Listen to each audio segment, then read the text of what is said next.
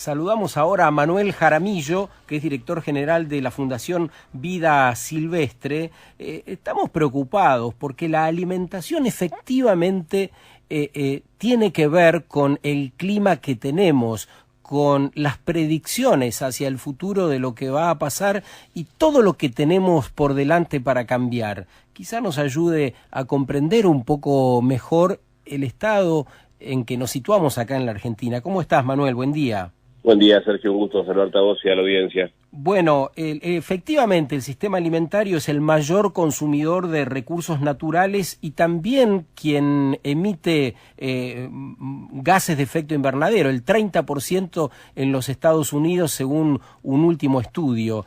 ¿Qué haremos con la carne, por ejemplo, grandes productores de carne? ¿Qué haremos con nuestro discurso que decimos necesitamos sembrar, plantar más, necesitamos producir más kilos de carne para vender no solo ya a los mercados que tenemos abiertos, sino vender ese mercado potencial de los chinos? ¿Qué haremos con todo ese discurso? Bien, en primer lugar, lo que tenemos que hacer es repensar, reorganizarnos. Escuchaba un poco la entrevista anterior y va por ese lado, ¿no? Definir cuáles son las cosas que realmente necesitamos, para qué, y analizar que no es tan importante lo que hacemos, sino cómo lo hacemos. Y ahí está, me parece, la clave para poder producir, para poder alimentarnos nosotros de forma saludable, de forma nutritiva, de forma equitativa en nuestro país. Hoy utilizamos veneno para producir alimentos. ¿A eso te referís? Sí, y aparte también a un despropósito en el uso de los recursos, ¿sí? Y a una falta de atención al impacto que la apropiación de algunos recursos por parte de determinados sectores genera sobre otros sectores que se ven afectados positivo o negativamente, ¿sí? Ahora contanos ejemplos claros. Quiero hacerte escuchar 40 segundos de Inés Camiglioni, una de las dos representantes de Argentina en el panel intergubernamental de cambio climático, que han dado este diagnóstico conmovedor de lo que está viviendo la familia humana. Estuvo en el programa la semana pasada. Lo más contundente del reporte es que hay que cambiar todo. Hay que cambiar todo. Implica una transformación cultural de nuestra forma de producir que es totalmente disruptiva a cómo estamos haciendo hasta ahora las cosas. Y no solo hay que cambiar todo, sino que hay que cambiarlo en poco tiempo, porque si no, las consecuencias en algunos casos pueden llegar a ser irreversibles. Vayamos al hueso, por lo tanto, Manuel. ¿Qué es lo que hay que cambiar? ¿Cómo le ponemos nombre a cada uno de esos procederes tan diferentes que debiéramos adoptar? Realmente contar con Inés en nuestro país es un enorme beneficio, ¿no? que también tenemos como país. Tenemos la fortuna de tener una ciencia y una técnica de vanguardia en Latinoamérica, y hay que escucharla.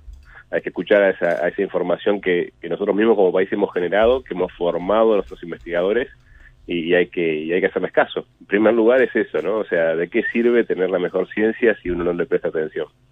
Yendo un poco a lo que me preguntás de los cambios, me voy a ir un ejemplo. Sí, creo que fue el año pasado, yo estoy un poco perdido con los años, si no fue el anteaño pasado, 4,5 millones de hectáreas de la zona central productiva de nuestro país quedaron bajo agua. Así es. Se perdieron millones y millones de dólares en cosechas que no se pudieron levantar o en cosechas que no se pudieron sembrar.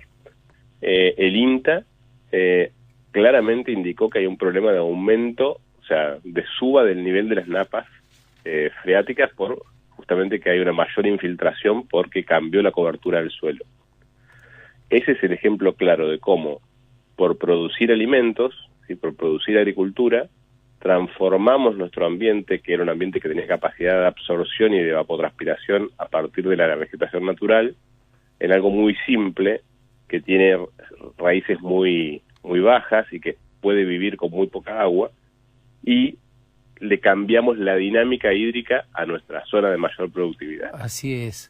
Pero ¿se puede pensar en transformaciones rotundas y en todos los campos a la vez? Porque acabas de dar un ejemplo clarísimo, y en la otra punta, es decir, en la producción de alimentos, de cereales, en la otra punta está el impulso que viene ya desde hace algunos años de vaca muerta, que significa seguir con la búsqueda de combustibles fósiles, los que provocan las emisiones que nos están llevando a esta situación límite como familia planetaria. Ese es un discurso, es muy loco, es muy irracional, ¿no? Es un discurso totalmente extemporáneo, ¿sí? O sea, es como, imagínate, no sé, en la época en la cual se inventaba la electricidad, que aparecía una nueva forma de producir velas. Estamos errando justamente los tiempos y buscando soluciones de coyuntura. Pero vos lo decís con una naturalidad a la cual nosotros también adscribimos, pero Sergio Kaufman, el que organizó el coloquio de IDEA, el empresario de Accenture, que todos conocemos, dijo que la gran salida para la Argentina será Vaca Muerta. Hace 3 programas acá en Sábado Verde. ¿Cómo hacemos para que estos polos no resulten tan lejanos, ¿no? Porque hay como una parte que piensa que la salida es totalmente a lo contrario de lo que estamos hablando ahora. Sí, pasa que lo que ocurre es que la salida muchas veces que se identifica es la que hoy parece la más fácil, la que hoy parece la más económica, claro, la que hoy parece la más beneficiosa para un determinado sector. La más cómoda. Pero, ¿cuándo vamos a cortar? ¿Qué tal, Juan? Te saluda, Manuel. ¿Cuándo vamos a cortar con esta idea de maximizar por maximizar, la ganancia por la ganancia? Es un problema de modelo que nos rige a escala global, ¿no? O sea, si uno no maximiza, si uno no reduce costos y maximiza beneficios, no es eficiente, no crece. Y cuando los países no crecen, se desatan alertas y alarmas, porque en parte es cierto, todos estamos inmersos en un sistema en el cual, si no hay crecimiento, se reducen los puestos laborales, se reduce el consumo y se reduce nuestra posibilidad de conseguir los ingresos para vivir. Claro, pero que vamos a devorar el ecosistema para 2040, ya empiezan a haber cambios irreversibles. Totalmente. Por eso justamente lo que decía Inés es totalmente cierto. Lo que sale del informe es que hay que cambiar todo y rápido, y a veces eso es lo que te inmoviliza, ¿no? Paraliza y da miedo, da un cagazo bárbaro. La verdad es esa también, ¿no? Sí, porque es muy fácil quizás por ahí desde el discurso y desde la concepción, sí, esto que vos decías, ¿no? La naturalidad con lo cual yo explico esto es porque lo tengo súper claro, pero sí, si vos me preguntás cómo lo hacemos, sí, no la tengo nada clara. Bueno, ¿sí? Hablando con Sergio Federovisky, nos hablaba sobre la importancia de las políticas públicas y siendo director general de Vida Silvestre, Manuel, supongo que tendrás contacto con funcionarios, supongo que hablarán de esto.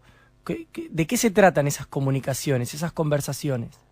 Mira, justamente iba a hacer mención, nosotros estamos participando en una iniciativa que es Transición Energética 2050, que está liderada por la Secretaría de Energía, donde están todos los actores que te puedas imaginar que tienen que ver con la generación y consumo, distribución de energía, y estamos teniendo conversaciones en estos términos, ¿no? O sea, que son muy enriquecedoras, que muestran obviamente diferentes caras de diferentes monedas y que obviamente cada sector tiene su justificación, tiene un montón de variables técnicas que se pueden exponer y defender, pero que esperamos que justamente sea tomada toda esa discusión por parte de quien hoy es gobierno y que tiene que definir una política de Estado, que esa es la gran diferencia en nuestro país, ¿no? Nunca hemos llegado a tener políticas de Estado que se respeten y se mantengan para poder pensar en el 2050 cómo va a ser la matriz energética de Argentina.